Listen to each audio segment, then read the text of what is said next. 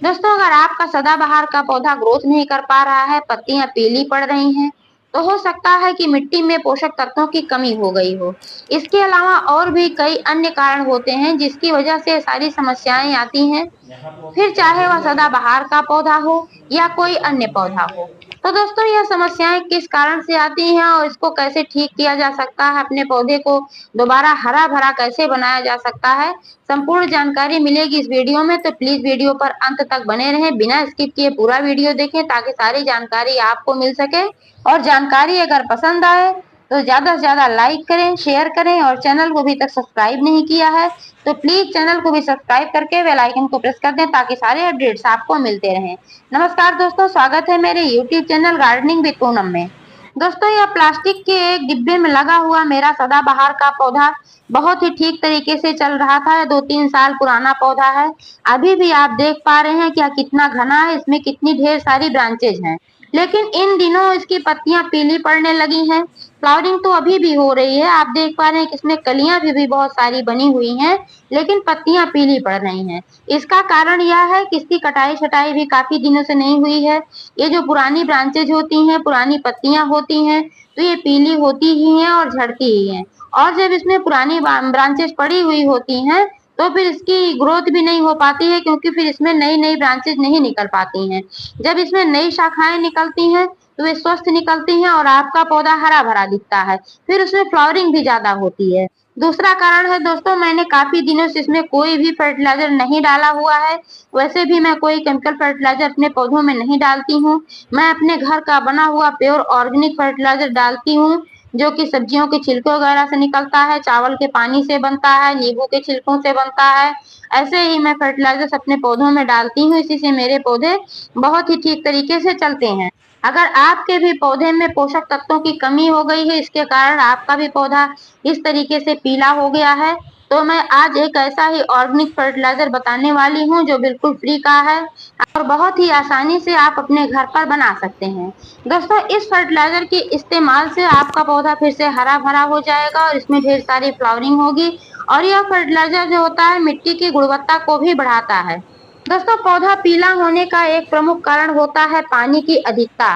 अगर आपने अपने पौधे में पानी अधिक डाल दिया है तब भी आपका पौधा खराब हो जाता है, क्योंकि जब पानी अधिक हो जाता है तो फिर मिट्टी दलदली हो जाती है, जड़ों तक ऑक्सीजन नहीं पहुंच पाता है। इससे जड़ें सड़ने लगती हैं। जब जड़ें सड़ने लगती हैं तो फिर आपका पौधा मरने लगता है, इसलिए आपका पौधा पीला हो जाता है, पत्तियां झड़ने लगती हैं और पत्तियां पीली पड़ जाती हैं। लेकिन मेरे पौधे में ये कमी नहीं है, क्योंकि मैंने इसमें ओवर वाटरिंग कभी नहीं किया है और मैं समय समय पर इसमें पानी देती रहती हूँ। ये ड्राई भी नहीं होने पाया है। इसमें समस्या सिर्फ यही है कि मैंने इसकी कटिंग नहीं किया है और इसमें मैंने फर्टिलाइजर्स नहीं डाले हैं। तो दोस्तों, पौधों में पानी उतना ही डालें जिससे कि मिट्टी में नमी बनी रहे, मिट्टी गीली ना होने पाए, जल भराव ना होने पाए। मिट्टी को चेक करके देखते रहिए, बहुत ड्राई भी नहीं होना चाहिए। ऊपर से 1 इंच जब ड्राई हो जाए तब आप इसमें पानी डालें। दोस्तों, धूप की समस्या से भी पौधे पीले पड़ जाते हैं। जब आपके पौधे को पर्याप्त धूप नहीं मिल पाती है तब भी पौधे पीले पड़ने लगते हैं। इसलिए आप अपने पौधे को कम से कम 4-5 घंटे की धूप में अवश्य रखें। इससे पौधा हरा भरा भी बना रहता है और इससे फ्लावरिंग भी अच्छी होती है। दोस्तों, अपने पौधे को फिर से ठीक करने के लिए आज मैं इसकी प्रूनिंग कर रही हूँ। इसकी सभी खराब पीली ब्रांचेस को मैं कट करके हटा दे रही हूँ। जो भी इसमें कोई सूखी टहनी वगैरह है उसको भी मैं कट करके हटा दे रही हूँ, क्योंकि दोस्तों बरसात के सीजन में पौधों की ग्रोथ बहुत ही अच्छी होती है। इस समय मैं इसकी कटिंग करूंगी तो फिर यह पौधा तेजी से ग्रोथ करेगा और फिर से यह घना हो जाएगा। इसमें नए नए जो शूट्स निकलेंगे वो बहुत ही स्वस्थ होंगे। इससे हमारा पौधा हरा भरा घना होगा और फिर फ्लावरिंग भी ढेर सारी करेगा। अब आप देख पा रहे हैं कि मैंने इसमें से लगभग सारी ब्रांचेस कट करके हटा दिया है। बस थोड़ी बहुत बची हुई हैं जो कि बिल्कुल ही हरी थी, जिसमें कोई समस्या नहीं था, मैंने उसी को छोड़ रखा है। दूसरी चीज यह है कि इसमें जो गिरी हुई पीली पत्तियां हैं इनको भी मैं हटा दे रही हूँ, क्योंकि अगर इसमें ये रहेंगी तो फिर ये फंगस का कारण बनती हैं। इसमें जब वाटरिंग किया जाता है तो पत्तियां रहती हैं तो सड़ती हैं, इसकी वजह से पौधे में फंगस लगने का डर होता है। और जो सबसे नीचे यहाँ जमीन को छूती हुई यानी कि गमले की मिट्टी को छूती हुई जो ब्रांच है इसको भी मैं कट करके हटा दे रही हूँ, क्योंकि ये भी अगर नीचे जमीन तक छुई रहती है तो फिर पानी डालने के बाद इसमें भी सड़न होती है, ये भी फंगस का कारण बनती है। इसलिए कोई भी टहनी अगर मिट्टी को टच करती हुई है तो उसको आप कट करके अवश्य हटा दें। गमले में खरपतवार बिल्कुल भी नहीं रहने चाहिए। आप देख पा रहे हैं कि मेरे गमले में इक्का दुक्का कहीं ये निकला हुआ है, मैं इसको हटा दे रही हूँ, क्योंकि जब ये खरपतवार होते हैं तो जो मिट्टी का पोषक तत्व होता है वह एक खरपतवार सोख लेते हैं और हमारे पौधे को लगने नहीं पाता है। इसकी वजह से भी पौधे का विकास रुक जाता है। आप देख पा रहे हैं कि गमले में और नए-नए पौधे इसमें से निकले हुए हैं, क्योंकि इसमें जो फल आता है, बीज यानी कि जो होता है वही इसमें झड़ता है, तो फिर उससे नए पौधे बनते हैं। एक बार अगर आपने सदाबहार का एक पौधा लगा लिया तो फिर उससे बहुत सारे पौधे तैयार होते रहते हैं। आप देख पा रहे हैं कितने छोटे से डिब्बे में कितने ढेर सारे पौधे मेरे नए निकले हुए हैं। मैं इनको भी यहाँ से निकाल दे रही हूँ और फिर इनको ले जाकर मैं कहीं और लगा दूंगी, क्योंकि एक ही गमले में अगर ज्यादा पौधे होते हैं तो फिर वो कमजोर होते हैं, उनकी ग्रोथ अच्छे से नहीं हो पाती है, इसलिए इनको भी निकालना आवश्यक है। अब मैंने इसकी कटाई छटाई कर दिया है, इसके खरपतवार निकाल दिए हैं। अब मैं इसकी मिट्टी की गुड़ाई करूंगी और मैं इसमें डालूंगी वह फर्टिलाइजर जिसकी मैं बात कर रही थी। दोस्तों, यह सब्जियों के छिलकों से बना हुआ कंपोस्ट खाद, जो हमारे किचन में कचरा निकलता है, आलू प्याज के छिलके हैं, पालक वगैरह के डंठल है, पत्ता गोभी का है, सर्दियों में मटर वगैरह के छिलके आते हैं, नींबू के छिलके हैं, इन सभी को मिलाकर एक बहुत ही अच्छा कंपोस्ट खाद तैयार होता है। इसका वीडियो मेरे चैनल पर आपको मिल जाएगा, आप चाहें तो देख सकते हैं। मैं इस वीडियो के डिस्क्रिप्शन में इसका लिंक दे दूंगी कि सब्जियों के छिलकों से कैसे कंपोस्ट तैयार किया जाता है और कितने दिनों में तैयार हो जाता है। यह बिल्कुल फ्री का है, प्योर ऑर्गेनिक है और बहुत ही फायदेमंद है, पैसा भी नहीं लगना है। तो फिर हम अपने सब्जियों के छिलकों को क्यों फेंकें, अपने पेड़ पौधों में इस्तेमाल करके इनको हम हरा भरा और घना बनाएं, इसकी ग्रोथ बढ़ाएं। तो दोस्तों, इस फर्टिलाइजर को एक मुट्ठी डालना है। सबसे पहले मिट्टी की गुड़ाई करना है, फिर मिट्टी की गुड़ाई करके इस फर्टिलाइजर को डाल देना है।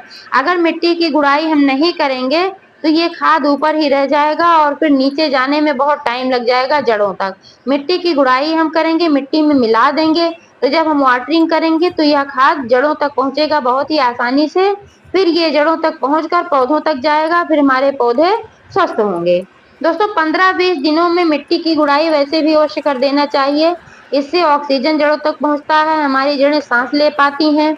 और एक समस्या ये भी जो होती है, इसमें जो एक्स्ट्रा जड़ें हो जाती हैं पतली पतली ऊपर बहुत ढेर सारी, इनको भी ट्रिम करना आवश्यक होता है। आप देख पा रहे हैं कि इसमें बहुत सारी जड़ें हो गई हैं, तो जब हम गुड़ाई करते हैं ऊपर से तो ये जड़ें भी ट्रिम हो जाती हैं, इससे भी हमारे पौधों को फायदा होता है। जब बहुत सारी जड़ें इसमें भरी पड़ी रहती हैं तो फिर जड़ों का विकास नहीं हो पाता है और फिर जब जड़ों का विकास नहीं होता है तो फिर पौधों का भी विकास नहीं हो पाता है।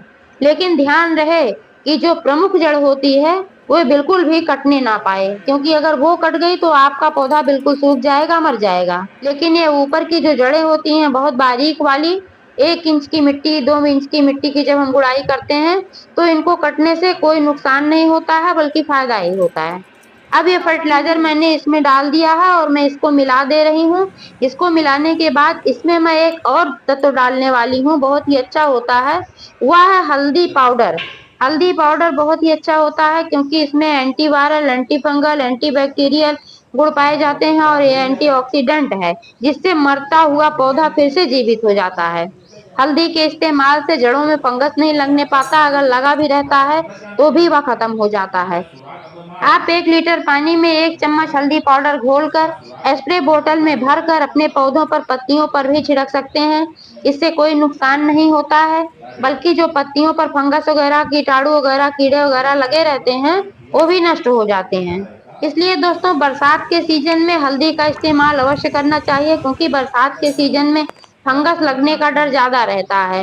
यह किसी भी पौधे में आप इस्तेमाल कर सकते हैं, से केवल सदाबहार के ही पौधे की बात मैं नहीं कर रही हूँ, ये सभी पौधों के लिए अच्छा होता है। कोई भी फर्टिलाइजर डालने के बाद इसमें थोड़ा सा पानी अवश्य डालना चाहिए, लेकिन मैं नहीं डाल रही हूँ क्योंकि मेरी मिट्टी पहले से थोड़ी गीली है और इसमें मैं डालूंगी तो ज्यादा गीली हो जाएगी। अब कल तक अगर ये सूखेगा तो फिर मैं इसमें वाटरिंग करूंगी। तो दोस्तों, इस तरीके से अगर आप अपने पौधे की देखभाल करेंगे तो आपका भी पौधा बहुत ही ठीक तरीके से चलेगा, बहुत सारी फ्लावरिंग होगी। जानकारी कैसी लगी कमेंट करके अवश्य बताइएगा। पूरा वीडियो देखने के लिए बहुत बहुत धन्यवाद।